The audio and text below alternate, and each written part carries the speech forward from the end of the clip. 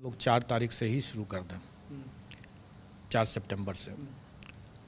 और ये document verification हमारा 11th 12th और 9th 10th और इसका होगा, और इसी में दिव्यांगजनों का भी हम लोग मेडिकल कराएंगे, क्योंकि इसके बिना हम परीक्षा फल नहीं दे सकते हैं। और स्वाभाविक है कि इसमें चूँकि ये ST वाले हैं इसमें, इसलिए सबके सब मैं समझता हूँ कि इसमें बिहार के ही निवासी होंगे, होना चाहिए। और इसमें हम लोग उनको अपने गृह जिला में ही ये डॉक्यूमेंट वेरिफिकेशन की व्यवस्था करेंगे, ताकि उनको ज़्यादा इधर उधर भटकना न पड़े। लेकिन एक सीमित समय देंगे हम उन्हें, और उसी सीमित समय के अंदर में उनको डॉक्यूमेंट वेरीफाई कराना है और अपना जो मेडिकल कराना है जो दिव्यांगजन हैं।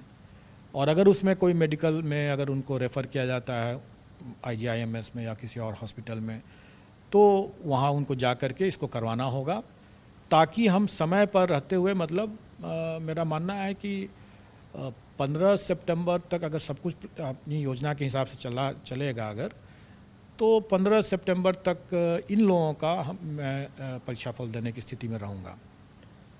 और जहाँ तक प्राथमिक की बात है, वो मैंने पहले ही बताया कि उनका डॉक्यूमेंट वेरिफिकेशन भी हम लोग स्टार्ट कर देंगे, और लेकिन उसमें थोड़ा टाइम लगेगा। तब तक प्राथमिक के अलावे जितने लोग हैं उन लोग हम लोग कर चुके रहेंगे। तो प्राथमिक वाले में थोड़ा सा विलम्ब है, और विलम्ब का कारण एक तो यह है कि उनकी संख्या बहुत ज़्यादा है और उसमें हमें कई तरह की चेकिंग करनी है। और दूसरा जो BEd वर्सेस BTC का भी एक मुद्दा है। इसलिए इन सब को ध्यान में रखते हुए मेरा मानना है कि उनका डॉक्यूमेंट वेरिफिकेशन में थोड़ा टाइम लगा। मैंने अपने पिछले प्रेस कॉन्फ्रेंस में ये कहा भी था कि 20 से 25 के बीच के आसपास में मेरा मानना हो सकता है, उससे पहले भी हम लोग स्टार्ट कर सकें, लेकिन लगभग वही समय रहेगा। सर, कट ऑफ मानना है कि अगर आप कुछ एक विषय को अगर छोड़ दें, मैंने तो जो देखा है उसके हिसाब से 9th 10th में सिर्फ 4 विषय, और हायर सेकेंडरी में मतलब 11th 12th में सिर्फ 3 विषय को अगर छोड़ दें, मतलब कि 7 विषय को अगर छोड़ दें, तो बाकी किसी भी विषय में कट ऑफ के लिए चर्चा करना, विमर्श करना या उसके लिए परेशान होने की कोई ज़रूरत नहीं है। कोई ज़रूरत इसलिए नहीं है कि उसमें मैंने अपने ट्वीट के माध्यम से भी लोगों को एक तरह संकेत देने का कोशिश किया है। लोग उसका सही से नहीं समझ सके, तो फिर मैंने आज हिंदी में भी उसको स्पष्ट कर दिया है कि जो लोग इन 7 विषयों को छोड़ करके अन्य विषय के जो अभ्यर्थी हैं, अगर वो डिस्क्वालीफाई नहीं होते, मतलब अयोग्य नहीं हो जाते हैं, तो उनकी नियुक्ति उनका पक्का है, क्योंकि वैकेंसी है ज़्यादा और अभ्यर्थी कम है उसमें। लेकिन यही स्थिति बाकी में नहीं है।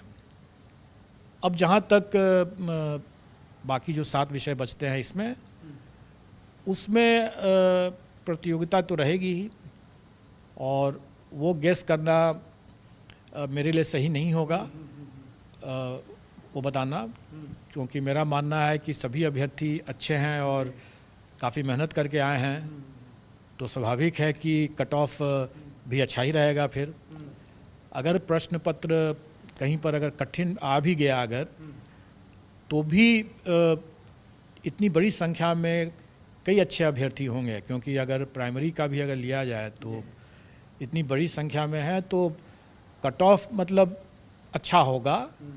कितना होगा, ज़्यादा होगा, कम होगा, ये मैं नहीं बता सकता हूँ। पहला कि हमारे जो प्रावधान थे वो पहले से दिए हुए थे, जो सरकार की नियमावली में ही घोषित है कि NCT का जो भी होगा परामर्श, उस पर सरकार का जो भी निर्णय होगा वही लागू होगा। तो अगर वो परिवर्तित हो जाता है तो वो परिवर्तित हो ही जाएगा। दूसरा कि माननीय सर्वोच्च न्यायालय का जो निर्णय है वो एक तरह से फोर्स मैज्योर कंडीशन है। फोर्स मैज्योर कंडीशन का ये है कि जो बाहरी कारणों से अगर जिस पर मेरा नियंत्रण नहीं है, अगर उन कारणों से अगर कोई स्थिति उत्पन्न होती है, तो उसमें हमें वापस करने का कोई प्रश्न नहीं उठता। ये तो मैंने कानूनी बात बता दिया कि हमें वापस करने का कोई प्रश्न नहीं उठता। लेकिन मेरा दूसरा पॉइंट यह है कि किसी ने वापस के लिए पैसे की मांग भी तो नहीं किया, किसी ने पैसे वापस नहीं मांगा।